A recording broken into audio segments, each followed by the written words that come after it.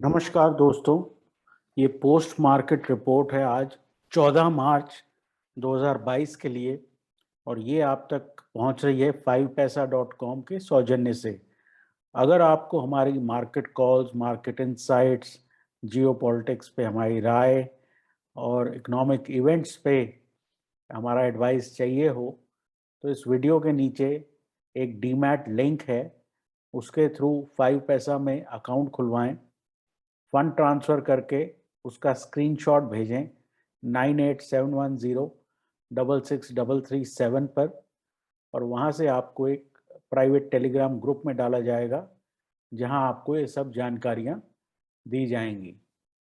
अब आज जो था, सुबह से ब्रेंट क्रूड में थोड़ी नरमी थी और सुबह-सुबह एचडीएफसी बैंक पे कुछ खबर थी कि उनको नए डिजिटल प्रोडक्ट्स लॉन्च करने की इजाज़त मिल रही है।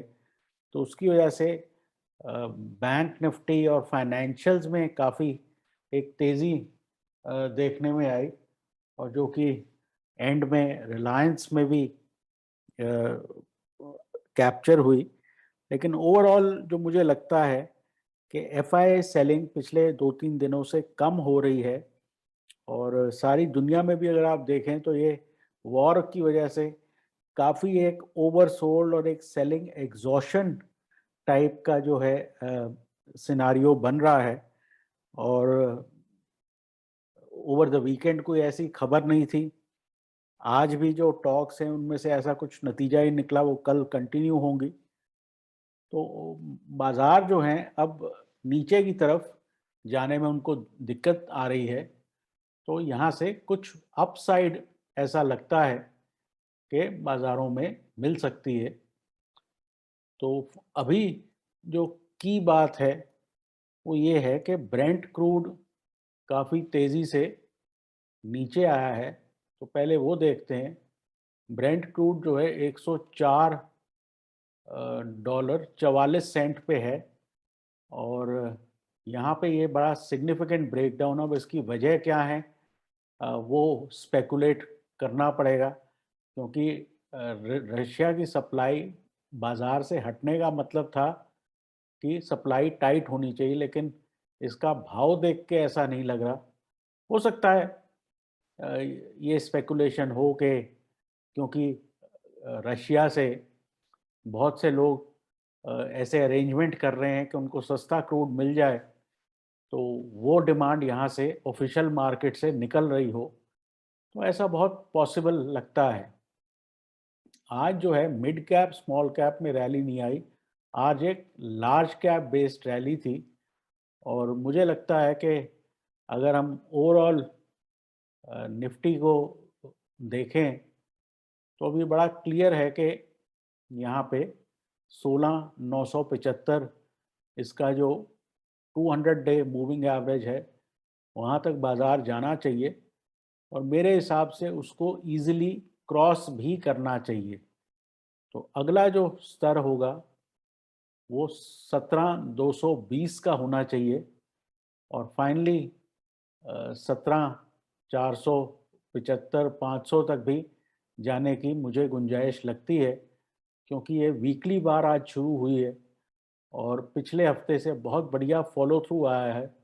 अगर आप मंथली भी देखें, क्योंकि हमने कल भी देखा था, वहाँ भी जो है बहुत पॉजिटिव ये मंथ जो है अब इसमें बुलिश बार ये बन रही है। तो इसमें अच्छा फॉलो थ्रू आ सकता है अगर एफआईआई खरीदे नहीं, अगर पहले की तरह बेचना बंद कर दें तो उसकी वजह से ही बाज़ार ऊपर की तरफ जा सकते हैं। पर्टिकुलरली बैंक निफ्टी में ऐसा लगता है कि यहाँ पे जो 200 डीएमए है वो ज़्यादा दूर है, कुछ 36,700 के पास है। तो ऐसा हो सकता है कि ब्रेंट क्रूड नीचे आने की वजह से बैंक निफ्टी में ज़्यादा आउट परफॉर्मेंस देखने को मिले। तो ओवरऑल जो है बाज़ारों में अगले कुछ दिन फेड का इवेंट भी होना है और रूस यूक्रेन, अब जो है बाज़ार बहुत थक रहे हैं ये खबर सुनते सुनते। तो हो सकता है कुछ नतीजा निकले, हो सकता है ना निकले। लेकिन एक अपस्विंग बहुत क्लियरली बाज़ारों में अब पोज़ीशन्ड है। तो इसके चलते आपको जो है लार्ज कैप स्टॉक्स में अपनी पोज़ीशनिंग रखनी है। जो भी ये इंडेक्स हैवीवेट्स हैं, वहाँ पे आपको जो है अपना रुझान रखना है। रुपया कमज़ोर है तो उसकी वजह से आईटी अच्छा कर रहा है, क्रूड प्राइसेस नीचे आएँगे तो उसकी वजह से बैंक अच्छा करेंगे। तो मुझे ऐसा लगता है कि 150-200 पॉइंट वाली जो रैलीज़ होती हैं अक्सर निफ्टी में, तो उस तरह की 2-3 दिन और हमें देखने में आ सकते हैं और बहुत जल्दी हम 17,500 तक भी जाने की पॉसिबिलिटी यहाँ पे लगती है।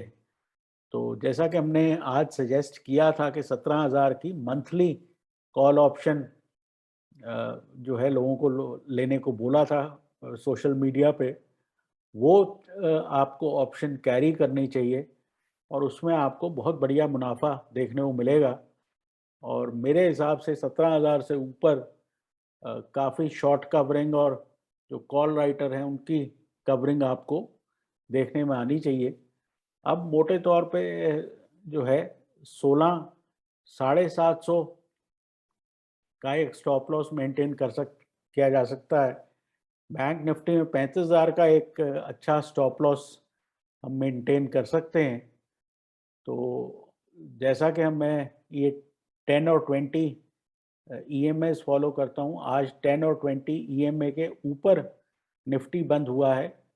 बैंक निफ्टी को शायद एक दिन और लगेगा, लेकिन मुझे पूरी उम्मीद है कि कल इसमें भी अपसाइड आनी चाहिए।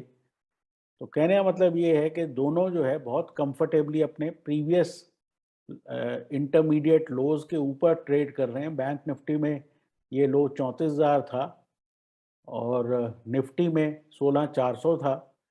तो अब बहुत क्लियर जो है अपसाइड यहाँ देखने में आ रही है। अगर हम एक नज़र S&P 500 पे मारें जाने से पहले,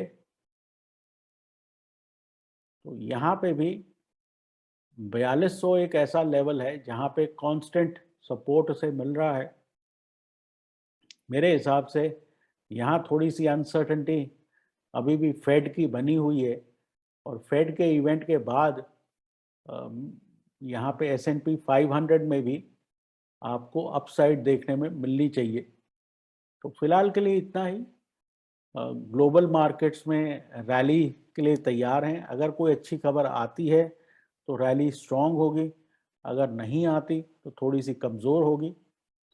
तो फिलहाल के लिए इतना ही। ये प्रेजेंटेशन आप तक 5paisa.com ने पहुंचाई। मेरी तरफ से शुभकामनाएं कल के लिए और good night and take care.